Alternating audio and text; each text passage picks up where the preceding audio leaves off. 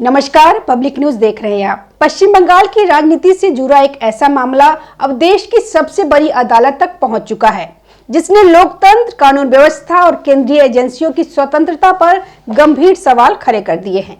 मामला है कोलकाता स्थित आईपैक के दफ्तर पर ईडी की रेड। उस रेड के दौरान मुख्यमंत्री ममता बनर्जी की मौजूदगी और फिर ईडी अधिकारियों के खिलाफ एफआईआर दर्ज किए जाने का। अब यह मामला सुप्रीम कोर्ट पहुंच चुका है, जहां ममता बनर्जी को नोटिस भेज के हलफनामा दाखिल करने को कहा गया है। सुप्रीम कोर्ट ने इनकी एक दलील नहीं सुनी। सुप्रीम कोर्ट ने साफ कर दिया कि यह कोई मामूली मामला नहीं है, बल्कि संवैधानिक संस्थाओं के काम में बाधा पहुंचाने से जुड़ा गंभीर मामला है। सबसे पहले जानते हैं कि पूरा विवाद शुरू कहां से हुआ।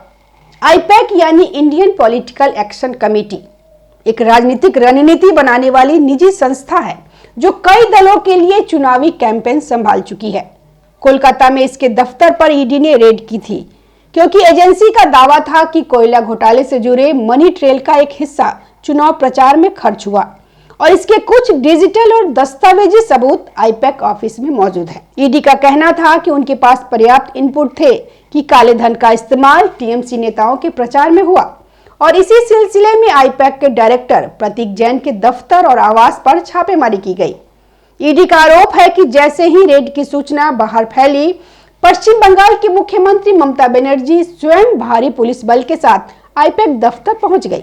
ईडी अधिकारियों का दावा है कि मुख्यमंत्री के साथ राज्य के डीजीपी, वरिष्ठ पुलिस अधिकारी और स्थानीय प्रशासन भी मौके पे पहुंचे। इसके बाद जो हुआ उसे ईडी ने जांच में गंभीर हस्तक्षेप बताया। ईडी के अनुसार अधिकारियों को डराया धमकाया गया, उनके मोबाइल फोन छीने गए, कुछ इलेक्ट्रॉनिक डिवाइस और दस्तावेज मुख्यमंत्री के सामने जबरन ले जाए गए। मीडिया के सामने एजेंसी को बदनाम किया गया, काम रोकने का दबाव बनाया गया। इसके बाद पश्चिम बंगाल सरकार की तरफ से ईडी अधिकारियों पर एफआईआर दर्ज कर दी गई। आरोप लगाया गया कि ईडी ने गैर कानूनी तरीके से कार्रवाई की, पार्टी के गोपनीय डेटा को जब्त किया और राजनीतिक प्रतिशोध की भावना से काम किया। यह मामला पहले कलकत्ता हाईकोर्ट पहुंचा, जहां ममता बनर्जी चाहती थी कि ईडी के खिलाफ एफआईआर पे सुनवाई हो, लेकिन ईडी हाईकोर्ट के रुख से संतुष्ट नहीं हुई और सुप्रीम कोर्ट का दरवाजा खटखटाया। ईडी ने सुप्रीम कोर्ट में कहा कि राज्य पुलिस द्वारा उन्हें धमकाया जा रहा है, निष्पक्ष जांच संभव नहीं है, इस पूरे मामले की सीबीआई जांच होनी चाहिए। सुप्रीम कोर्ट ने मामले की गंभीरता को देखते हुए पश्चिम बंगाल सरकार, राज्य के डीजीपी और कोलकाता पुलिस कमिश्नर को नोटिस जारी किया। कोर्ट ने साफ कहा कि जब कोई केंद्रीय एजेंसी कानूनी अधिकारों के तहत जांच कर रही हो, तब राज्य सरकार या मुख्यमंत्री द्वारा इसमें हस्तक्षेप करना बेहद गंभीर मामला है। कोर्ट ने ममता बनर्जी से हलफनामा दाखिल करने को कहा कि वे रेड के दौरान वहां क्यों पहुंची, क्या उन्होंने कोई दस्तावेज या इलेक्ट्रॉनिक डिवाइस अपने साथ ले जाने के निर्देश दिए, क्या ईडी अधिकारियों को डराया गया या काम से रोका गया। कोर्ट ने यह भी आदेश दिया कि ईडी अधिकारियों पर दर्ज एफआईआर पर फिलहाल रोक रहेगी। सुप्रीम कोर्ट में दाखिल हलफनामे में ममता बनर्जी ने खुद पे लगे आरोपों को सिरे से खारिज किया। उनका कहना है कि वे वहां मुख्यमंत्री के रूप में नहीं, बल्कि पार्टी प्रमुख के रूप में गई थी। आईपैक का वह ऑफिस टीएमसी की आईटी सेल से जुड़ा था। वहां पार्टी कार्यकर्ताओं का निजी डेटा मौजूद था, जिसे सुरक्षित करने के लिए वे पहुंची। उन्होंने किसी अधिकारी को धमकाया नहीं, उन्होंने कोई सबूत जबरन नहीं लिया। ममता सरकार की ओर से सुप्रीम कोर्ट में वरिष्ठ वकील अभिषेक मनु सिंह भी पेश हुए। उन्होंने अदालत में कहा, यह मामला पहले से हाईकोर्ट में लंबित है, सुप्रीम कोर्ट को इस पर सुनवाई नहीं करनी चाहिए। ईडी के आरोपों में दम नहीं है, यह केवल राजनीतिक उत्पीड़न का मामला है। लेकिन सुप्रीम कोर्ट ने उनकी दलीलों को स्वीकार नहीं किया और साफ कहा कि यह मामला संवैधानिक संस्थाओं के टकराव और जांच में बाधा से जुड़ा है, इसलिए शीर्ष अदालत इसे नजरअंदाज नहीं कर सकती। केंद्र सरकार और ईडी की ओर से सॉलिसिटर जनरल तुषार मेहता ने अदालत को बताया कि उन्हें ममता बनर्जी का हलफनामा अभी मिला है और उसकी गहन जांच करनी होगी। उन्होंने अदालत से समय मांगा ताकि ईडी विस्तृत जवाब दाखिल कर सके। इसके बाद सुप्रीम कोर्ट ने मामले की अगली सुनवाई के लिए 10 फरवरी की तारीख तय की। और गौर करने वाली बात यह है कि अदालत ने बहुत लंबी तारीख नहीं दी, जिससे साफ संकेत मिलता है कि कोर्ट इस मामले को बेहद गंभीरता से ले रहा है। ईडी का कहना है कि रेड के दौरान मुख्यमंत्री के हस्तक्षेप से कई अहम सबूत उनके हाथ से निकल गए। एजेंसी का दावा है कि कुछ पेन ड्राइव, इलेक्ट्रॉनिक डिवाइस, फाइलों के बंडल, डिजिटल डेटा, यह सब मुख्यमंत्री की मौजूदगी में वहां से हटाया गया। ईडी का यह भी कहना है कि अगर ये सबूत उनके पास रहते तो मनी लॉन्ड्रिंग और चुनावी फंडिंग से जुड़े बड़े खुलासे सामने आ सकते थे। यही वजह है कि ईडी ने इस पूरे मामले की सीबीआई जांच की मांग की है, ताकि यह तय हो सके कि कौन सच बोल रहा है, राज्य सरकार या केंद्रीय एजेंसी। इस केस की गंभीरता इसलिए भी बढ़ जाती है क्योंकि यह लगभग 2742 करोड़ रुपए के कथित मनी लॉन्ड्रिंग घोटाले से जुड़ा बताया जा रहा है। सीबीआई ने इस मामले में 27 नवंबर 2020 को एफआईआर दर्ज की थी और ईडी ने 28 नवंबर 2020 से इसकी जांच शुरू की थी।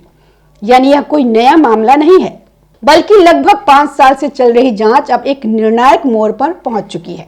ईडी का दावा है कि कोयला घोटाले से जुड़ा पैसा चुनाव प्रचार में इस्तेमाल हुआ और इसका डिजिटल ट्रेल आईपैक के सिस्टम में मौजूद था। ईडी ने सुप्रीम कोर्ट को बताया कि जब वे हाई कोर्ट में राहत मांगने पहुंचे थे तब वहां भी उन्हें निष्पक्ष सुनवाई नहीं मिली। ईडी के वकीलों ने आरोप लगाया कि सुनवाई के दौरान माइक्रोफोन बंद कर दिया गया, शोरगुल किया गया, कोर्ट रूम का माहौल बिगाड़ा गया। अगर सुप्रीम कोर्ट में यह साबित हो जाता कि मुख्यमंत्री ने जांच अधिकारियों से सबूत छीने, सरकारी काम में बाधा डाली, अधिकारियों को डराया या धमकाया, तो उनके खिलाफ गंभीर आपराधिक धाराओं में कार्रवाई संभव है, जिनमें गिरफ्तारी तक का रास्ता खुल सकता है। यही वजह है कि ममता बनर्जी ने अपने हलफनामे में बेहद सतर्क भाषा का इस्तेमाल किया और खुद को पार्टी प्रमुख के रूप में वहां मौजूद बताया, न कि मुख्यमंत्री के रूप में। लेकिन सवाल उठता है कि क्या कोई मुख्यमंत्री सिर्फ पार्टी प्रमुख बनकर सरकारी कार्रवाई में दखल दे सकता है? ममता बनर्जी का कहना है कि वे केवल पार्टी का डेटा लेने गई थी, जो आईपैक के सिस्टम में मौजूद था और जो कार्यकर्ताओं की निजी जानकारी से जुड़ा था। अगर केवल पार्टी का डेटा था तो उसे कानूनी प्रक्रिया के तहत क्यों नहीं लिया गया? अधिकारियों के मोबाइल फोन क्यों छीने गए? पुलिस बल के साथ वहां पहुंचने की क्या जरूरत थी? ईडी का तर्क है कि यह सब देखकर साफ लगता है कि वहां कुछ ऐसा था जिसे तत्काल हटाना जरूरी समझा गया। क्या कोई राज्य सरकार केंद्रीय एजेंसी की जांच को इस तरह रोक सकती है? क्या मुख्यमंत्री को यह अधिकार है कि वह रेड के दौरान खुद मौके पे पहुंचकर हस्तक्षेप करे? अगर ऐसा चलन बन गया तो भविष्य में कोई भी एजेंसी कैसे काम कर पाएगी? यही वजह है कि सुप्रीम कोर्ट इस मामले को केवल व्यक्तिगत विवाद नहीं बल्कि संस्थागत टकराव के रूप में देख रहा है। सुप्रीम कोर्ट ने इस मामले की अगली सुनवाई के लिए 10 फरवरी की तारीख तय की है। इस दिन ईडी अपना विस्तृत जवाब दाखिल करेगी।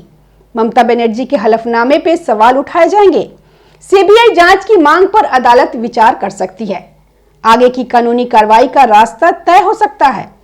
कोर्ट द्वारा इतनी जल्दी तारीख देना इस बात का संकेत है कि मामला बेहद संवेदनशील है और इसे लंबा खींचने के मूड में अदालत नहीं है। जिस तरह से ममता बनर्जी भारी पुलिस बल के साथ अचानक आईपैक दफ्तर पहुंची, वह सामान्य प्रतिक्रिया नहीं थी। अगर केवल पार्टी डेटा की बात थी तो उसे कानूनी प्रक्रिया के तहत भी सुरक्षित कराया जा सकता था। लेकिन जिस तेजी और हड़बड़ी में फाइलें हटाई गई, इलेक्ट्रॉनिक डिवाइस ले जाए गए, मीडिया के सामने हंगामा हुआ, उससे यही संदेश गया कि कुछ संवेदनशील सामग्री वहां मौजूद थी जिसके सामने आने से राजनीतिक भूचाल आ सकता था। दोस्तों, यह मामला अब सिर्फ एक रेड या एफआईआर का नहीं रह गया। यह मामला बन चुका है कानून बनाम सत्ता का, जांच एजेंसियों की स्वतंत्रता का, संवैधानिक मर्यादाओं का, लोकतंत्र में संस्थाओं की भूमिका का। 10 फरवरी को सुप्रीम कोर्ट की सुनवाई यह तय करेगी कि क्या कोई मुख्यमंत्री जांच एजेंसी की कार्रवाई में हस्तक्षेप कर सकता है। क्या पार्टी प्रमुख होने का हवाला देकर संवैधानिक जिम्मेदारियों से बचा जा सकता है? क्या इस मामले में सीबीआई जांच होगी और क्या ममता बनर्जी पर कानूनी शिकंजा कस सकता है? आप क्या सोचते हैं? क्या ममता बनर्जी का दावा सही है कि वे सिर्फ पार्टी डेटा बचाने गई थी, या फिर ईडी सही है, वहां से अहम सबूत हटाए गए? अगर आपको यह वीडियो पसंद आया हो तो लाइक करें, शेयर करें और चैनल को सब्सक्राइब करना न भूलें। धन्यवाद। ताज़ा खबरों से जुड़े रहने के लिए हमारे चैनल को सब्सक्राइब करें और बेल आइकन को दबाना ना भूलें, ताकि हर खबर की नोटिफिकेशन आपको मिलती रहे।